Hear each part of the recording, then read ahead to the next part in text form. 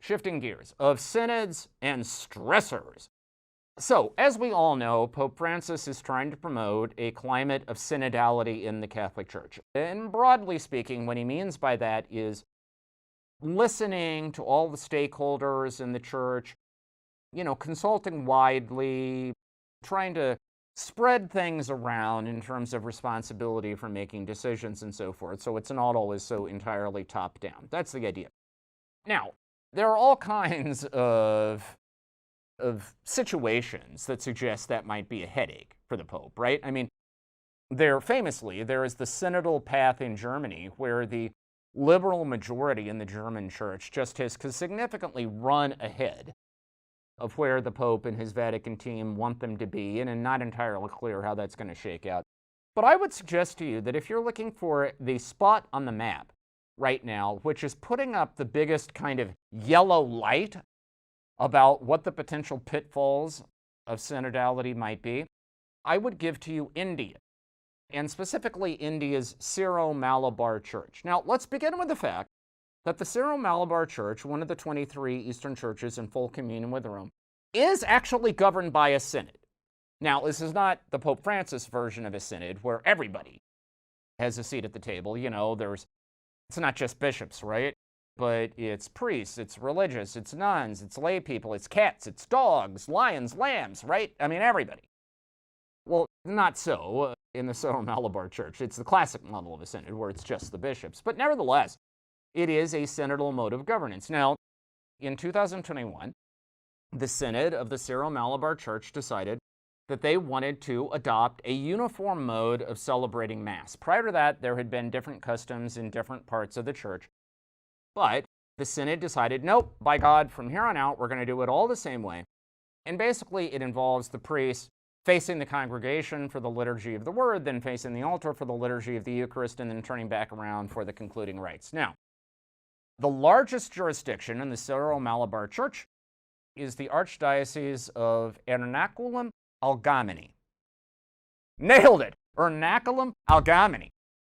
And it's where at least half of the total Syro-Malabar population actually lives, in the southern Indian region of Kerala. And in this archdiocese, priests and laity have risen up and said, nope, not doing it. Our custom of having the priest face the people throughout the Mass is not only our tradition, but it is also more consistent with Vatican II's teaching on the liturgy. And so they have just steadfastly refused to adopt this uniform method of celebrating the Mass. And in fact, have actually called rallies that have blockaded the primatial basilica, St. Mary's Basilica in Kochi in southern India, which is the traditional mothership, so to speak, of the Syro-Malabar Church. They've formed human chains around the thing so that clergy who are going to celebrate this uniform Mass can't get in. All right? They've burned decrees from the leadership of the church in public, saying, we're not going there. Now, beneath the liturgical dispute, there are other issues. These protesters also accuse Cardinal George Allen Cherry, the leader of the Syro-Malabar Church, of financial impropriety. This relates to some land deals back in 2015-2016 where he sold off archdiocesan property for pennies on the dollar, allegedly to benefit some of his cronies. He's facing a criminal indictment with 7 different charges for that. Other people accuse Allen Cherry and his handpicked team of being, well, to use the quote, drunk with power. Still others say Allen Cherry is way too soft on India's Prime Minister Narendra Modi and his right-wing Hindu nationalist BJP party because he wants Modi to basically save his bacon on these criminal charges, and so is overlooking what critics say is a widespread campaign of anti-Christian persecution of religious minorities generally under Modi. Anyway, point is this, okay? Here we've got a church that is allegedly synodal, right? It's governed by a synod, and yet it is in chaos.